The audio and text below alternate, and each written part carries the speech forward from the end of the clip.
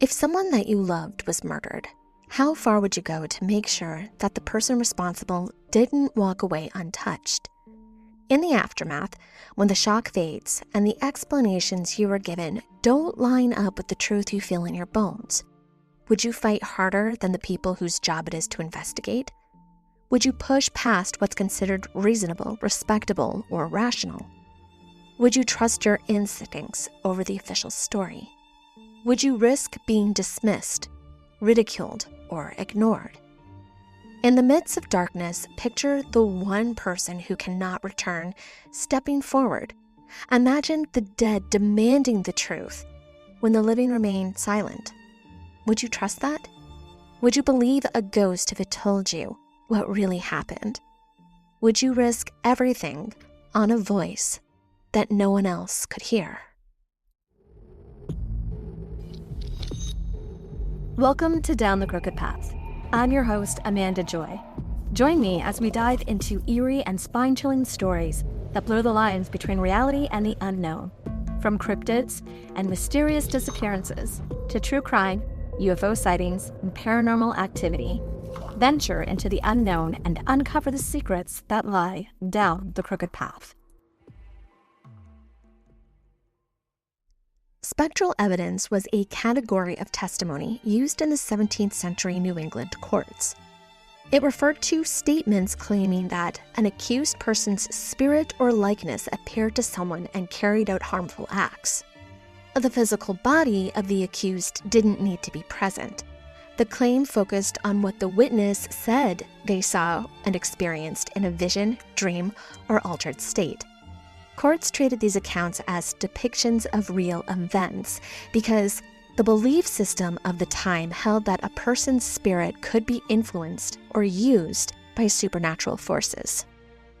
During the Salem witch trials in 1692, this type of testimony became a major part of the proceedings. Witnesses reported being attacked, threatened, and pressured by apparitions that resembled someone in the community.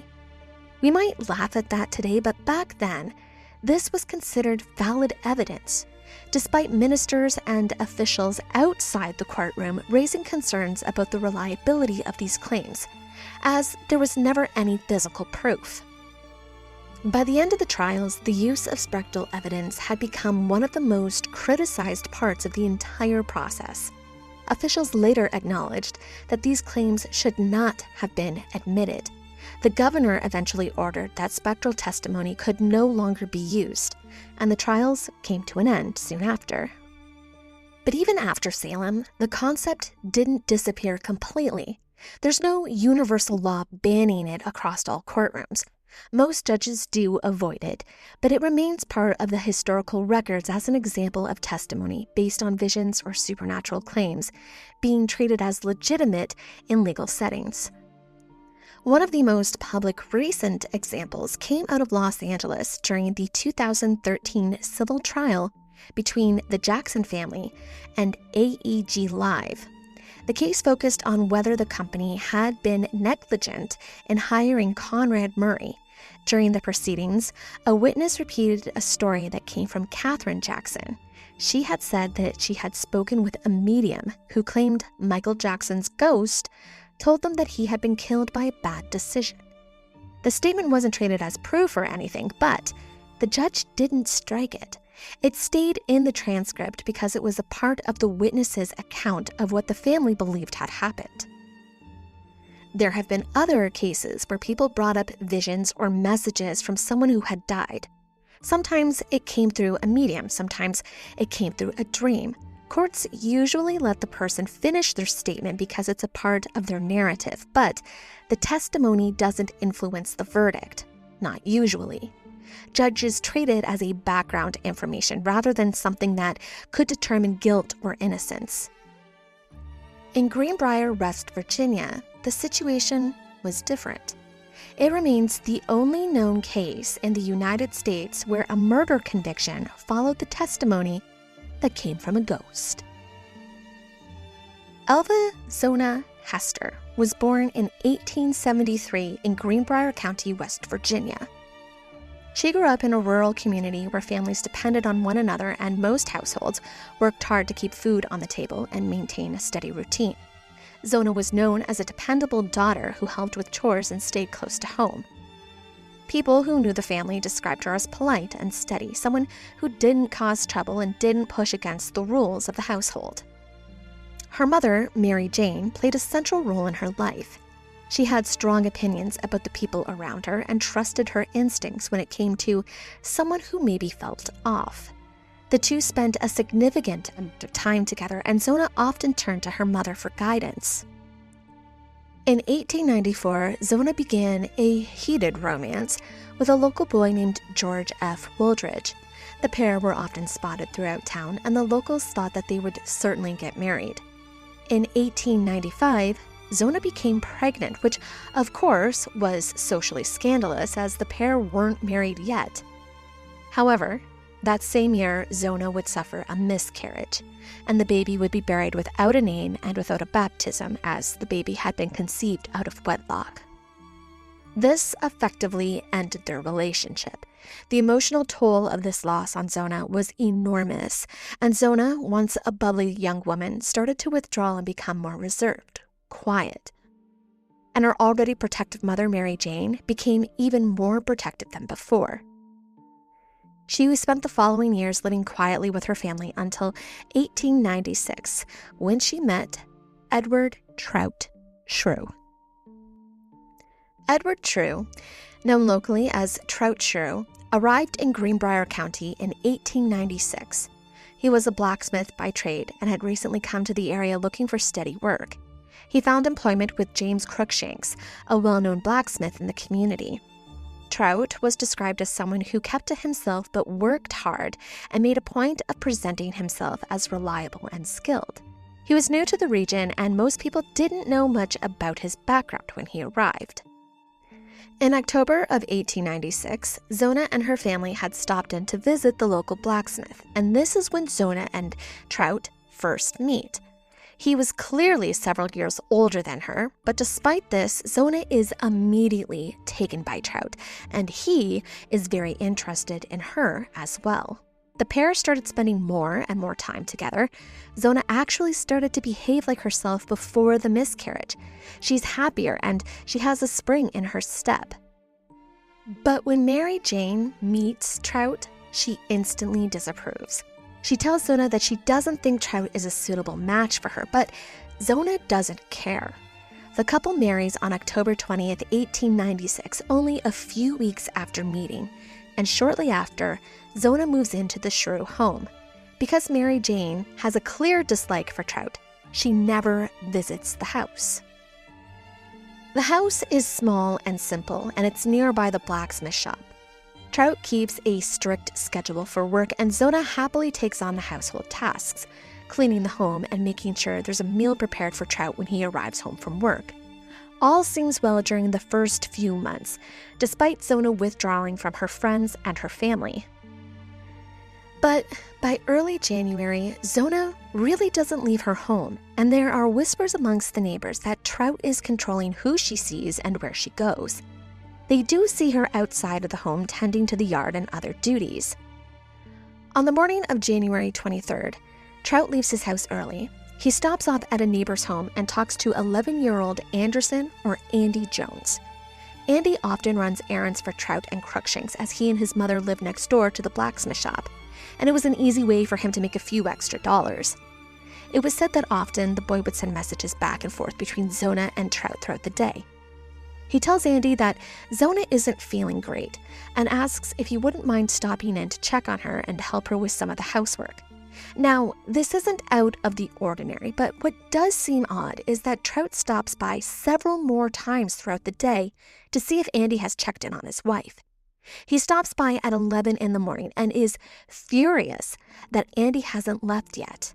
And I should mention that Andy and his mother are some of the few Black families living in the area at this time. At some point in the afternoon, Andy walks over to the Shue home, but as he reaches the front door, he notices that it's partly open. He calls out for Zona, but there's no answer. He steps inside, and there is Zona, laying at the bottom of the stairs. She's stretched out on the floor with her feet together and one hand across her chest. Her head is turned sharply to one side, and there's also a trail of blood across the floor. Andy doesn't go any further into the house. He is terrified, so he runs back home and tells his mother, Martha. She tells him to immediately go to the blacksmith shop and tell Trout that Zona is laying on the floor of their home and not moving.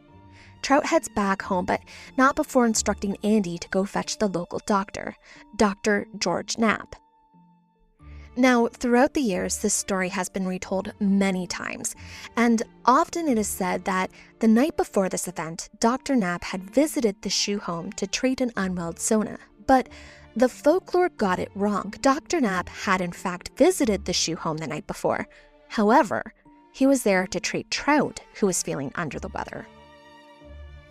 It takes Knapp about an hour to arrive, but when he does, he doesn't find Zona on the floor where Andy reported finding her. Instead, he hears sobbing coming from the upstairs bedroom. There he finds Trout cradling Zona's body in bed and crying heavily over her. He is overwhelmed with grief. Trout is cradling her head and rocking back and forth. Dr. Knapp notices that Zona is dressed. Trout has put her in a dress with a high, rigid collar and wrapped a scarf around her neck. Trout insists that it was her favorite and she wouldn't want to have it any other way. And this is super unusual because in 1897 West Virginia, it was custom for the women of the community to dress and wash the body. It wasn't traditional for the husband to do it, and certainly not before the doctor had a chance to examine the body. Every time Knapp comes close to Zona's body, Trout becomes even more distraught. Knapp did observe some blood near where she had originally been found by Andy. He also saw some slight discoloration on her cheek, but he couldn't examine her throat properly because Trout wouldn't allow him to move the scarf or loosen the collar. And every time Knapp tried to check her neck, Trout would shift her head or block his view. Because of the interference and the emotional state that Trout displayed, Knapp performed only a limited examination. He checked her pulse, confirmed she was deceased, and looked for signs of illness. He didn't find any obvious cause of death.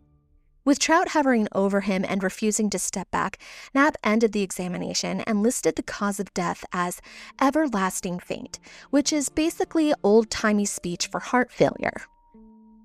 Zona's body was then transferred to William Kettle, the local undertaker, where her body was prepared for the wake, which was held at the Heaster home. Trout arrives at the funeral home well before the wake happens, and he starts to interfere with the undertaker's work as well. He refuses to let anybody wash her body or redress her, and he insists on arranging her head and neck himself. He takes a rolled-up sheet and pillow and places it under Zona's head while she's laying in the coffin and says that he has made her more comfortable. He repeatedly adjusts her scarf and collar of the dress. During the wake, Trout is very protective of the casket. Anytime someone approaches Zona, he becomes agitated, and he alternates between overly protective of her body and putting on this almost performative emotional display. The guests in attendance don't know what to make of this. On one hand, the man has just lost his wife. On the other hand, the couple barely knew each other. It seemed a bit much for someone he had only known for a few months. After the funeral, Mary Jane Heaster asked for the sheet that has been placed inside the coffin. Trout didn't want it, so she took it home. When she tried to wash it, the water in the basin turned a dark red and then immediately cleared. The sheet itself became permanently stained pink, and Mary Jane took this as a sign that her daughter's death was not natural. And already having mistrust about Trout, she concluded that Trout must have killed her daughter. Now, Mary Jane and Zona had been incredibly close prior to Zona marrying Trout, so naturally Mary Jane deeply missed her daughter. She started to pray nightly for Zona to return to her, to talk to her, and she did. According to Mary Jane, the ghost of Zona appeared to her 4 separate times. The first time, Mary Jane was in bed with her husband, sleeping next to her. In the dark, she felt a presence in the room. She looked up, and there was Zona, standing at the foot of her bed. She said she had been hurt. But before Mary Jane could say anything in response, Zona vanished. Over the next nights, Zona Ghost told a detailed, specific story of her own murder. According to Mary Jane, Zona said that Trout Shue was not the loving husband he pretended to be. He was controlling, quick-tempered, and obsessed with the idea that she should have supper on the table exactly the way he wanted it. On the day she died, he had come home to find that Zona had prepared dinner, but because they were poor, Zona didn't have any meat prepared, and Trout, he wanted meat, and this flew him into a rage. Zona's ghost said that he grabbed her by the neck and snapped it. More specifically, Zona said her neck had been broken between the first and second vertebrae. The ghost described her windpipe being crushed and fingerprints on her neck. She also told Mary Jane that Trout had tried to clean up the evidence, but that he hadn't done it well enough. She directed Mary Jane to look at the doorframe at the bottom of the stairs, and there she would find a blood stain. Mary Jane went to the Shue house the next morning, determined to check the spot that the ghost had pointed her towards. She walked straight into the room where the neighbors had first found Zona and focused on the doorway. The boards had been scrubbed, but the wood still held onto a dark stain that hadn't lifted. It was at that moment she knew that she had something she could take to the prosecutor. So Mary Jane leaves the house and she walks over to prosecutor John Alfred Preston, and she tells him everything: the blood, the ghost story, the sheet that stained the water red. Now, Preston, he's not one to believe in ghost stories, but he does think that Trout's behavior and protectiveness over Zona's body is a little more than just a bit weird. So he decides he needs to talk to Dr. Knapp about the condition Zona's body was found in. Knapp explains that when he first saw Zona's body, Trout stayed right beside him and wouldn't allow a full examination. Knapp admitted that he never checked the neck or head. He said Trout was so emotional and so determined to keep the body covered that he let the situation move faster than it should have. He also acknowledged that he listed the cause of death without confirming it through the proper assessment. This conversation gave Preston what he needed. A doctor admitting he hadn't completed his examination meant the death certificate wasn't reliable. Preston arranged for the body to be exhumed and for an inquest jury to be present. An autopsy was carried out at a local schoolhouse, and this time the examination was thorough. The injuries to Zona's neck were immediately clear. The muscles along the right side of the neck were torn, and the ligaments at the top of the spine were separated. The first and second vertebrae were no longer aligned. Her neck had, in fact, been broken, just like Zona's ghost had said. The case was now a homicide. Preston began to look into Trout's background, and what he found only strengthened the case. First, his name wasn't even Edward. It was Esmerist Stribling Shue, and he had been married twice before. His first marriage was to Ellen Cutlip, often recorded as Allie. They married on November 29, 1885 in Pocahontas County, West Virginia. She was much younger than he was. He was 24 at the time, and she was only 17. On the day of their wedding, the minister arrived to find Trout's family and Allie waiting. None of her family was there. No one even acknowledges Allie, who is sitting by herself and seems very unhappy. He would later say that no one seemed to be celebrating, and it wasn't the joyous atmosphere you would usually find during a wedding. Trout isn't there. He had left that morning to get the marriage certificate, and he hasn't returned yet. The group spent hours waiting for him to return. The minister only stayed because the family insisted the ceremony would still happen, but the delay made everyone uneasy. Trout finally returns after dark. He brought a license, but it had been issued in a different town. Instead of apologizing or explaining, Trout insists that he, the minister, and Allie walk over to the town where the certificate is valid. This meant walking miles in the dark and cold. The marriage deteriorated quickly.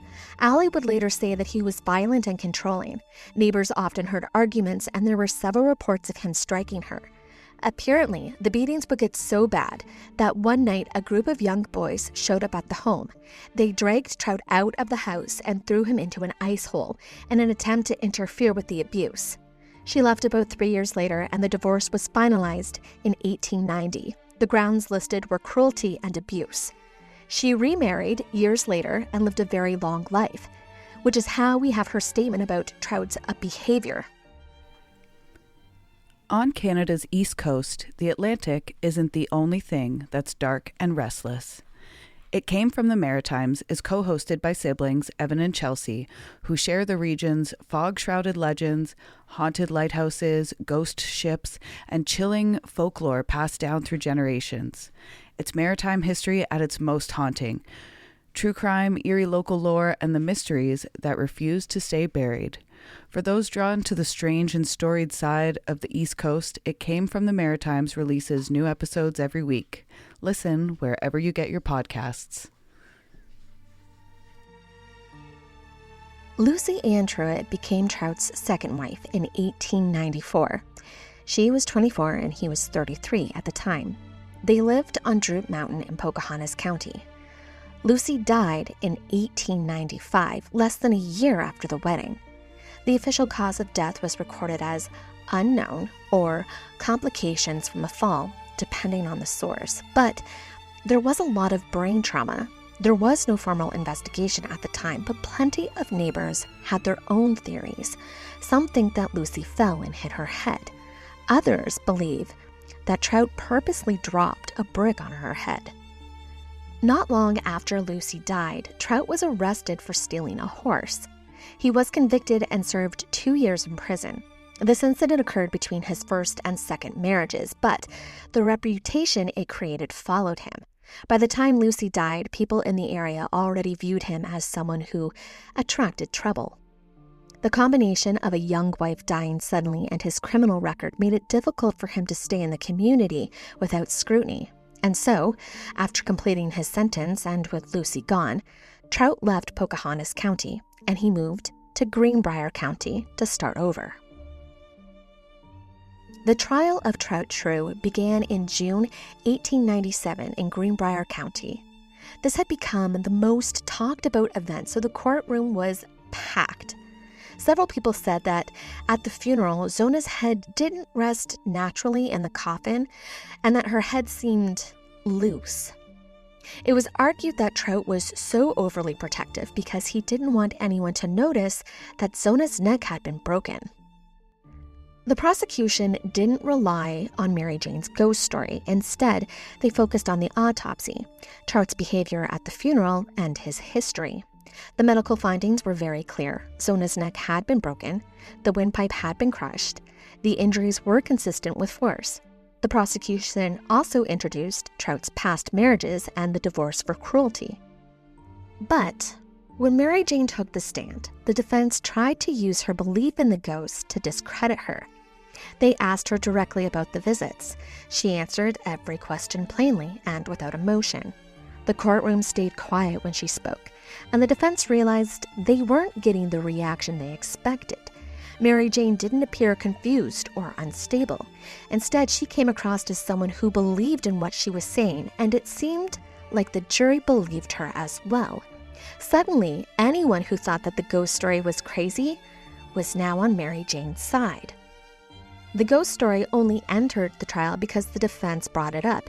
They wanted to show Mary Jane's suspicions came from superstition. Instead, her testimony made her appear steady and consistent. On June 30th, just a little over an hour of deliberation, the jury filed back into the courtroom and delivered a guilty verdict. Esmer's Trout Shue was convicted of murdering his wife, Zona Heaster Shue. The jury sentenced him to a life imprisonment at the West Virginia State Penitentiary in Moundsville. This was the harshest penalty available short of execution. But the people of Greenbrier County? They weren't satisfied. Word spread quickly through town that Trout had been found guilty, and by nightfall, a group of men gathered outside the jail. They weren't interested in waiting for the state to carry out justice. They wanted to do it themselves. A lynching party formed, angry, armed, and ready to drag Trout out into the street. The sheriff got wind of the plan just in time. To prevent mob justice, he moved Trout out of the county under guard, transported him to the penitentiary before the crowd could reach him. By the time the mob realized Trout was gone, he was already miles away, locked behind stone walls and iron bars. However, Trout didn't last long in prison. He died on March 13, 1900, just 3 years into his life sentence. The official cause was listed as epidemic measles, which had swept through the penitentiary that winter. He was buried in the prison cemetery, a simple grave marked only with a wooden marker. A few years after his burial, a severe storm tore through the area. The wooden marker was destroyed, either washed away or rotted out by the weather. Today, the exact location of Trout Shue's grave is unknown. He rests anonymously somewhere within the prison grounds, forgotten and without a marker. A final disappearance for a man whose act of violence became woven into one of Appalachia's longest-standing legends. For all its strangeness, the Greenbrier ghost isn't an isolated phenomenon. It is the only time in American history that a murder conviction has ever been tied, even indirectly, to the testimony of a spirit. But globally, the idea isn't as strange as it sounds. Across centuries and cultures, spirits have been credited to revealing bodies, pointing to killers, or demanding justice from beyond the grave. One such story comes from Campbelltown, New South Wales, Australia, in the 1820s. Frederick Fisher was a farmer when he disappeared from the area in 1826. His friend and neighbor, George Worrell, claimed that Fisher had gone back to England and that Fisher had signed his property over to him before leaving. The people in the town were uneasy about this explanation, but there was no body and there was no proof of a crime. A few months later, a local man named John Fraley said that he was walking near a bridge by the creek one night when he saw a figure of a man sitting on the rail. As he got closer, he recognized the figure as Frederick Fisher. The figure didn't speak. It simply raised one arm and pointed towards a paddock near the creek and then vanished. Fraley was shaken enough that he eventually told others what he had seen, and a search was organized in the direction that the figure had pointed. Fisher's body was found in a shallow grave near the creek, in the area indicated by the apparition. He had been murdered. Suspicion immediately turned to George Worrell, who had been using Fisher's property, claiming legal transfer. Worrell was arrested, tried, and ultimately convicted of Fisher's murder. He was executed in 1827. Fraley later came forward and told the truth about the ghost story. He'd made the whole thing up. What he finally admitted was that he'd walked up onto something that he was never supposed to see. George Worrell in the middle of moving Fisher's body. And the second Fraley realized what he was looking at, he panicked.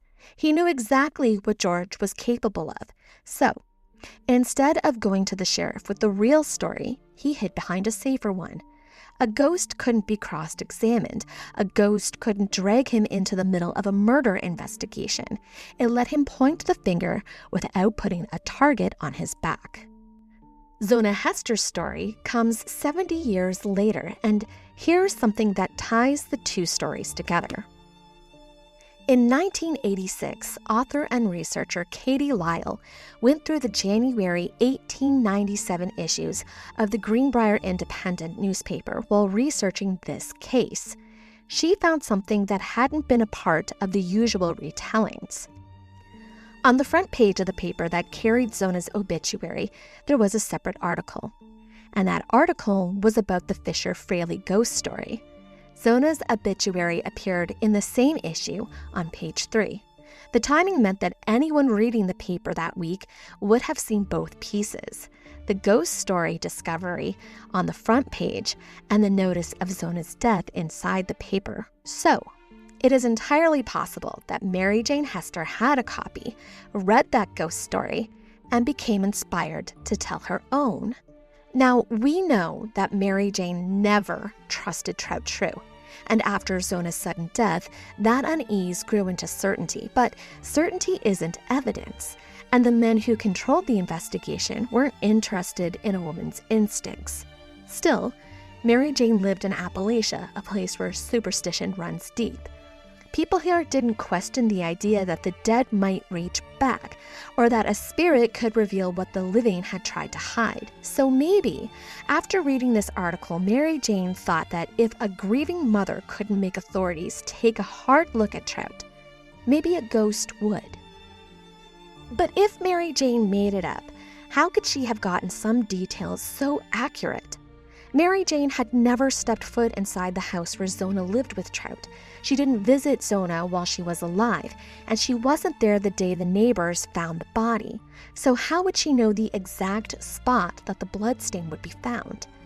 And then there is the detail about how and where Zona's neck was broken. Trout was so cautious about anyone going near Zona's body to get a good look at her neck. Even the local doctor didn't know that there was anything wrong with her neck until weeks later when the formal autopsy happened.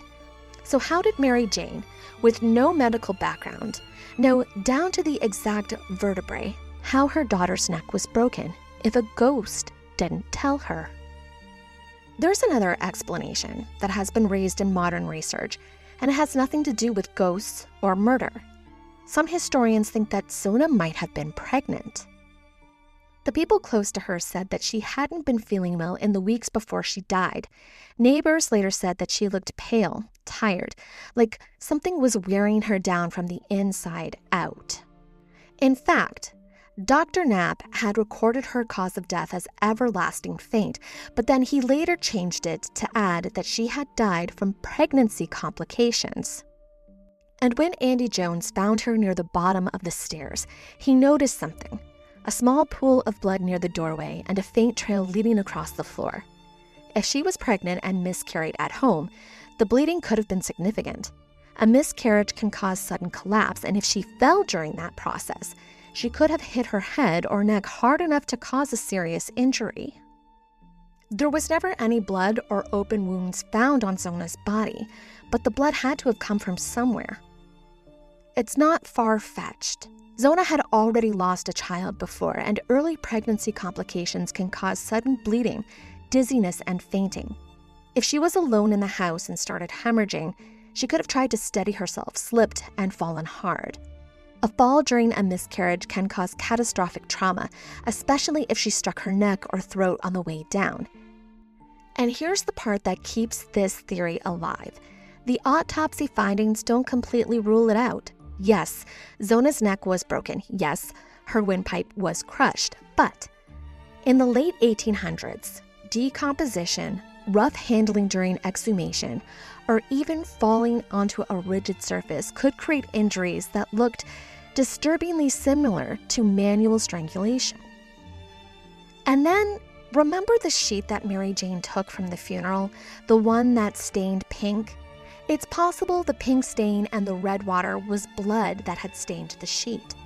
When Mary Jane first took it, she said that it had a funny smell to it. It wasn't the sharp metallic scent of old blood. It was sour, almost sickly, like something that had come from inside the body rather than from an injury on the surface. And this is important because heavy bleeding from a miscarriage can carry a very distinct odor, one that's different from the kind of blood you would see in a cut or a bruise.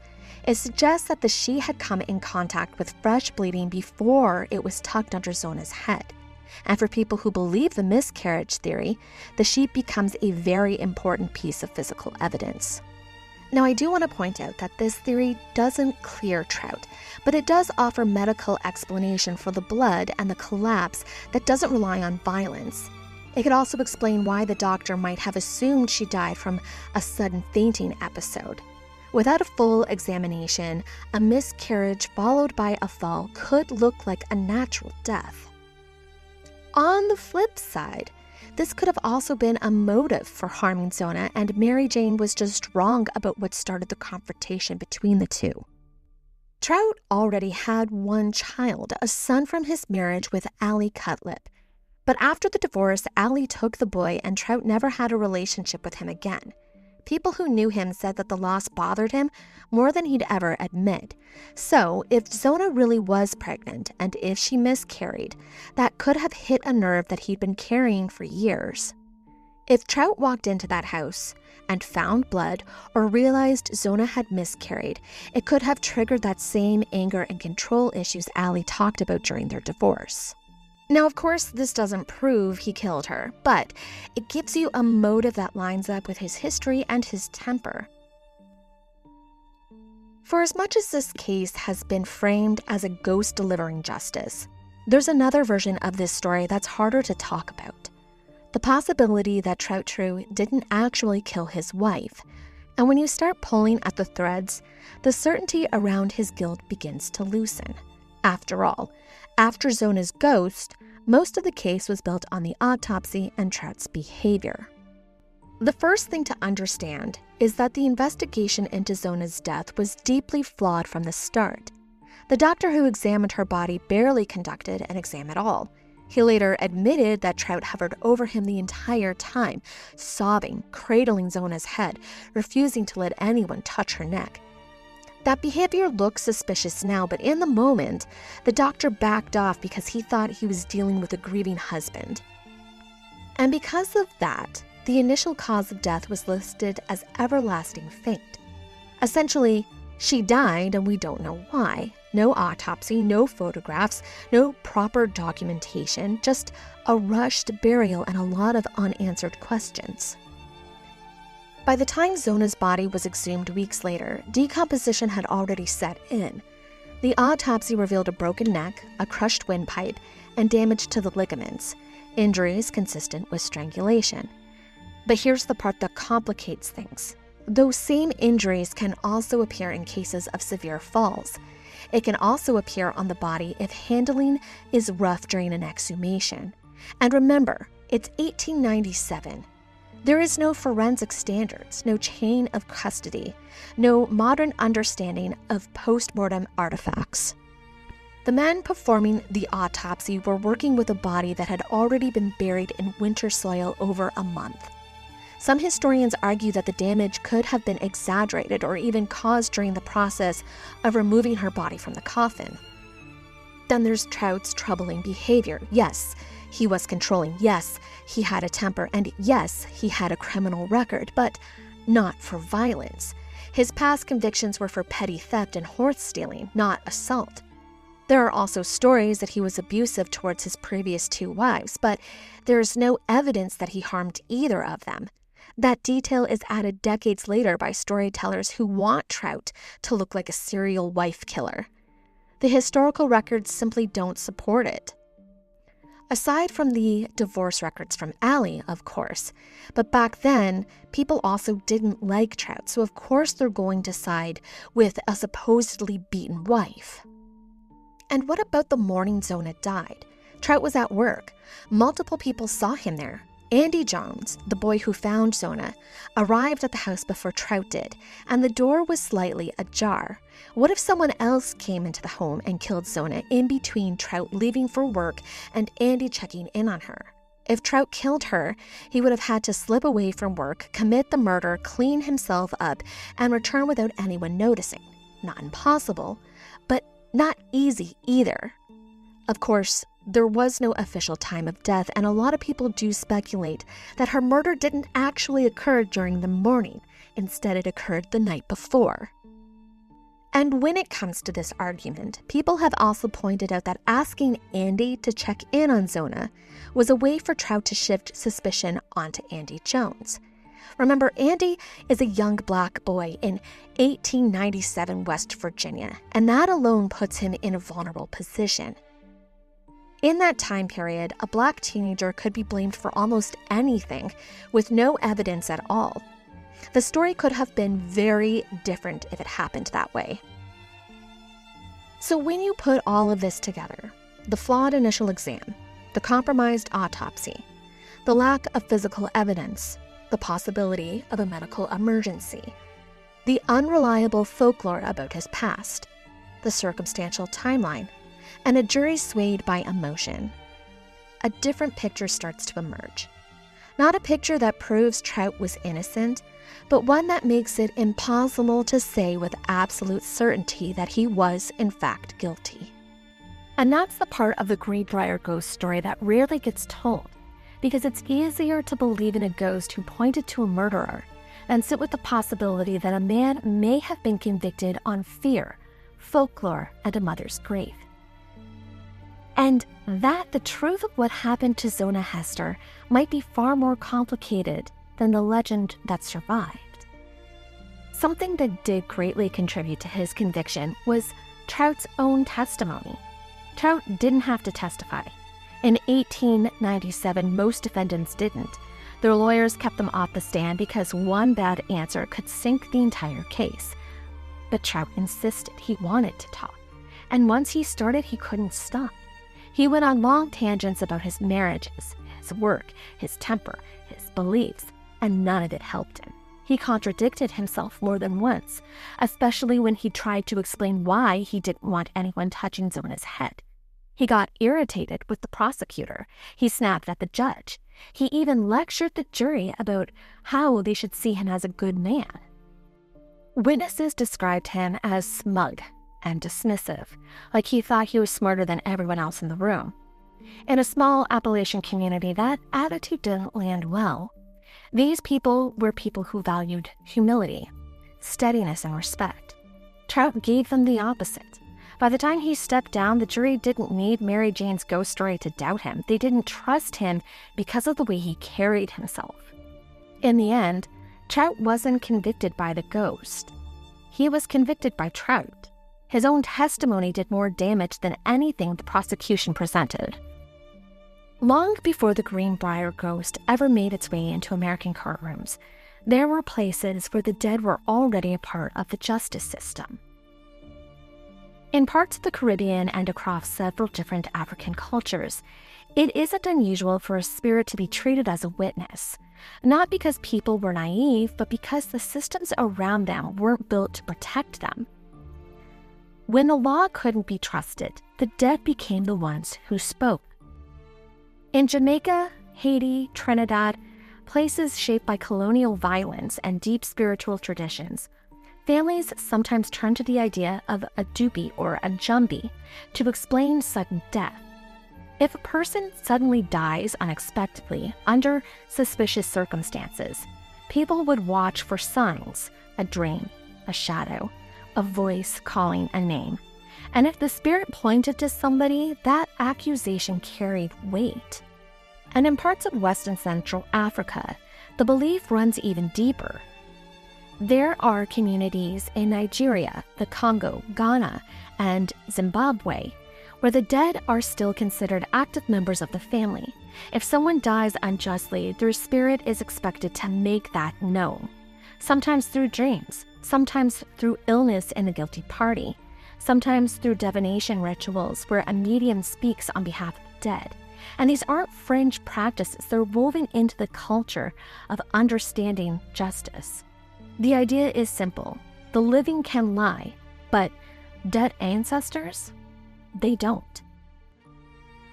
In a world of strange justice, there's one case that still makes historians stop and blink.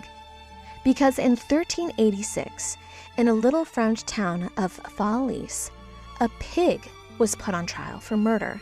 And I don't mean that metaphorically, I mean an actual pig standing before a judge facing real charges for killing a child.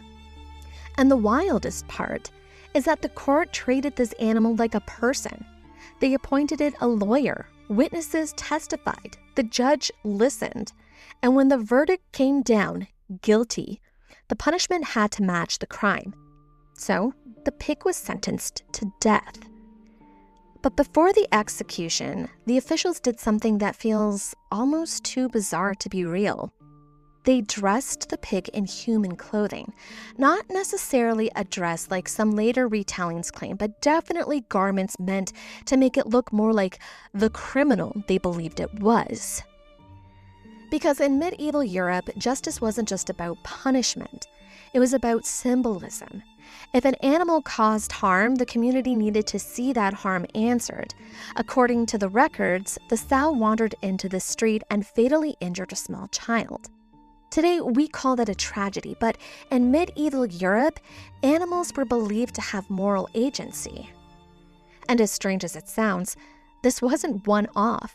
Courts across Europe tried animals all the time: pigs, cows, goats, even insects.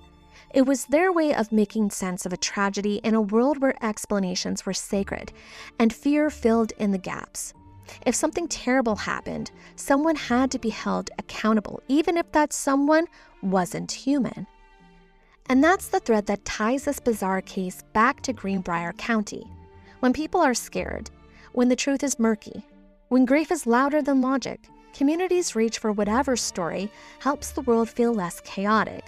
Sometimes that means putting a pig on trial. Sometimes it means believing a ghost pointed to a killer. That impulse, that desperate need for order is the exact same.